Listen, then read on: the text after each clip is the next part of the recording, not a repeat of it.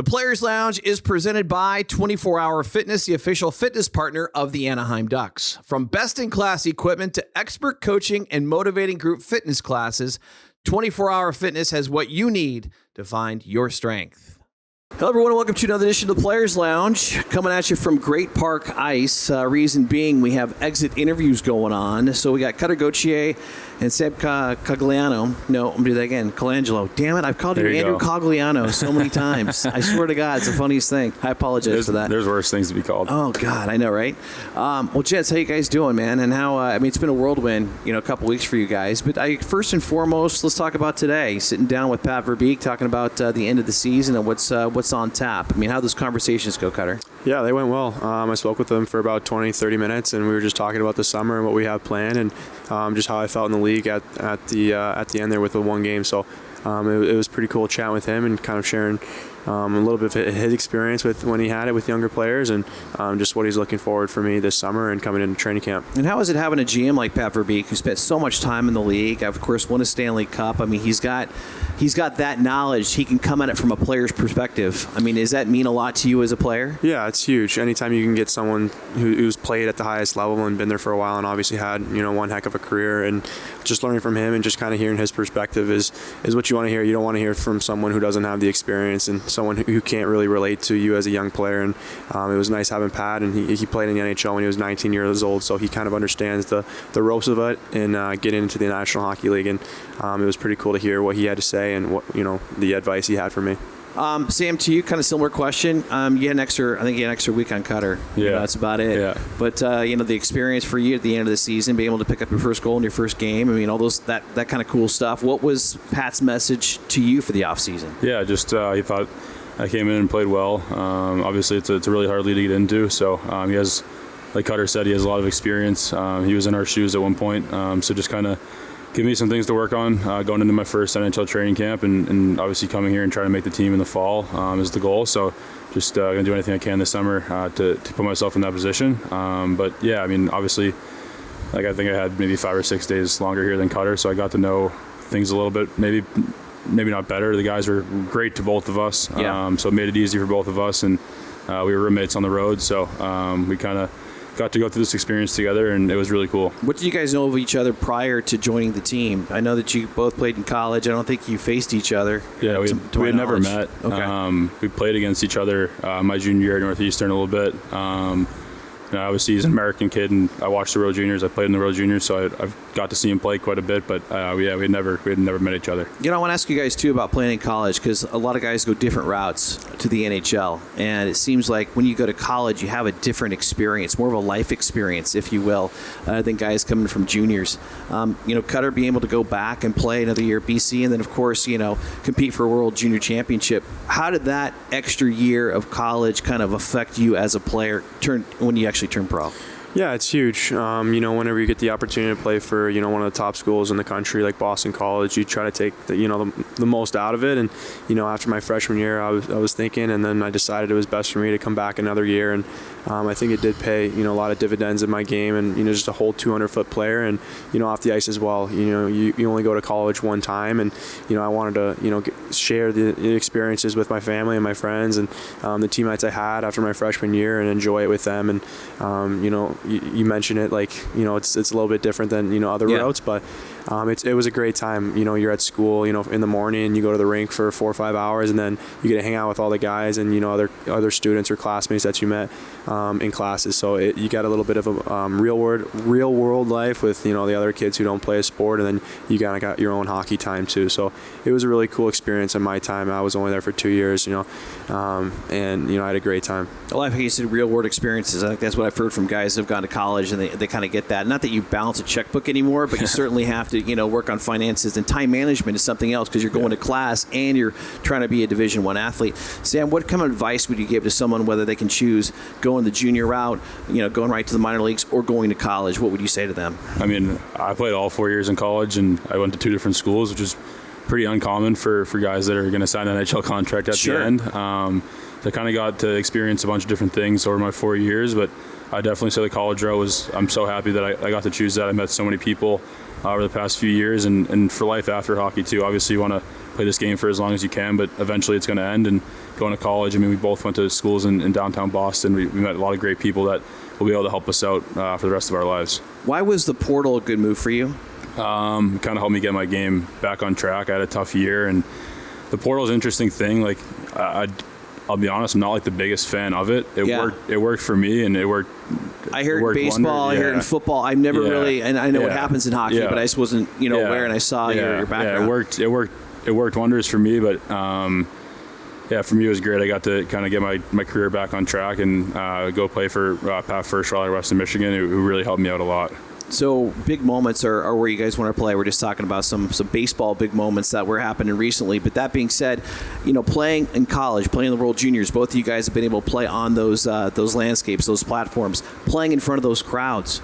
How cool was that? I mean, to be able to have that and have that experience and take that into today and be able to play in front of 17,000, 18,000 people. Yeah, it was so surreal. Like you said, at the World Juniors, you got 12,000, 14,000 screaming Swedes after we're playing Sweden, and they all don't like us. Angry Swedes, yes. Angry Swedes, and it kind of just gets you, adjusted to what you kind of expect in certain towns, and playing in the Hockey East Championship too, playing at TD Garden with the sold out crowd against BU and like all those big teams. It's pretty surreal. It's something that not a lot of other conferences get to experience, and we were fortunate enough Northeastern and BC to play in the Beanpot as well with crazy fans. So we've definitely not had a lackage of thousands and thousands of fans, so it's been pretty cool to play just in those type of environments. And anytime you go over to Europe, it's really different too, but that experience over there was super surreal, and it was crazy crazy winning that game in front of all those people, and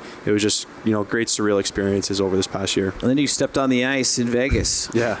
Was there? Yeah. But did it prepare you? I know it was game number 1, so it was a little bit different, but was there, you kind of look up and go, okay, I've been here before? Yeah, definitely. I mean, crowd-wise, I've been a little bit used to big crowds like that, and just that rookie lap was so special. I mean, it wasn't too packed for warm-ups, but come the first period and just looking around like you said, and just trying to soak it all in. It's it's a different environment, obviously, playing in the NHL as opposed to college, but I was just trying to take it all in, soak it all in, and really enjoy the moment. First assist too, right? Why not? Yeah, that was pretty special. Point per game. Yeah. Finish off the year at a point per game. Can't complain with that. Point per game. Yeah. Goal your first game. Mm-hmm. What was that like, your first lap? Kind of what Cutter was talking about. Take me through kind of that first experience for you. Yeah, you try to prepare yourself as much as you can for that lap, and telling myself I'm not going to be nervous. And I wasn't really too nervous before the game, and I think me and Cutter kind of shared a similar experience. Ryan Strome decided to tell us right as we're walking out, you only worked your whole life for this, so don't be nervous. And that kind of gave me the chills a little bit. And yeah, going out there, it was really cool. I had some family and friends in town, and I know that it meant just as much to them as it did to me. And it was really cool. And then being able to score that first goal, I saw the puck sitting there, and I kind of blacked out when I saw it, and just the only thing on my mind was get this thing over the goal line. So it was a really cool feeling, and I knew where my parents were sitting and kind of looking up after I scored, and they were going nuts. It was a really cool feeling. Yeah, I think the puck was yelling at you. Yeah, it was just, it was literally sitting there waiting for you to put it in. I thought the goalie saved it, to be honest, and I heard the crowd go nuts, and then I looked back there, and it was sitting there, and I had my stick tied up, and I was really lucky to get it over the goal line there. Gents, I know you've been asked this before, but parents and family, I mean, they help this journey, right? I mean, this is not just one person going down this road. It's entire family, it's commitment, it's dedication, it's sacrifice. So you both, if I'm right, in listening to and also being there, you both had your families in attendance for those first games. I mean, Cutter, your parents came and they were sitting in the stands there when you're able to make your debut in Vegas. I mean, with everything that you've gone through, what did it mean to you to have them to be able to be there for you? Yeah, it's incredible. Like you said, it's not a one-man crew. It's a whole village to get, a player to the National Hockey League, and especially myself. My parents moved from Arizona to Michigan, when I was a 10-year-old hockey player, and thinking about that now is kind of crazy, but they had that much faith and that much confidence in, what I wanted to do with my life, and all the sacrifices they made, and just I saw them in warm-ups there looking up, and they're all jumping down, tears down their face. So it was just such a cool, special moment to be with them, and just to share the experience with them. because that wasn't just my moment, that was our whole family's moment. So it was really special to have them in attendance and be able to watch. And you can relate to that, right? I mean, what were you telling him? I mean, you're just 2 weeks removed from your first, and you guys are roomies now. What were you telling him? I think just enjoy it. And I mean, obviously I got to meet his mom the night before his first game. So my parents went through a pretty similar situation the week before, and I know how excited they were. So I just tried to give Cutter a little space, and I know it's a crazy time in your life, and you're really excited. So I just kind of let him try to do his own thing, and I would try to prepare him for a little bit. Like I told him that Stromer might give him a little crap before going out on the ice. But just try to soak it all in and have fun, because I mean, for both of us, this is probably, we've both been dreaming of this for our whole entire life, and to finally be here, it's pretty cool. I'm glad you brought up Strome again, and I want each of you to comment on just the older guys and what they've meant to you in the short time you've been here. How has the leadership been great for you as far as guiding you, and what you can expect when you take to the ice for the first time as an NHLer? Yeah, they've been great. I've been here for 1 week, and it feels like I've known them all for a year. Each and every single one of them have been super extremely welcoming. Being able to start conversation, they're not just hi, they're really in depth with each conversation they have with you. They want to know about how your day is going, or some cool stuff about you, and that's just nice as a young guy coming into the league, not really knowing what to expect, to have guys with experience who've been through the same road you have a handful of years prior to that, and just being friends with them, being super friendly is something huge. And I know for myself, I was pretty nervous coming in and meeting all the guys, and after the first 5-10 minutes, I didn't feel nervous whatsoever. They made it feel at home, and I felt like I've been a part of this team a lot longer than I have been, and that's exactly what you want as a young guy, just trying to find his way in the league.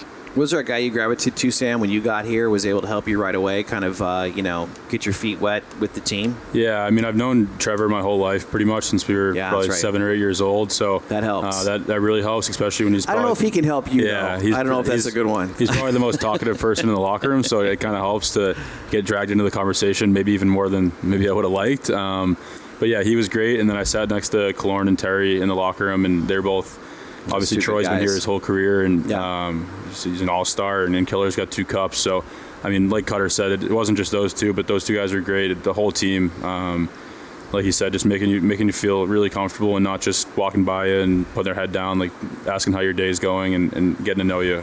It goes a long way. Cutter, you got a unique background when you think about it. Born in Sweden, your dad, was Canadian, played hockey for the Sharks for a minute, and then you're wearing the red, white, and blue. How did that happen?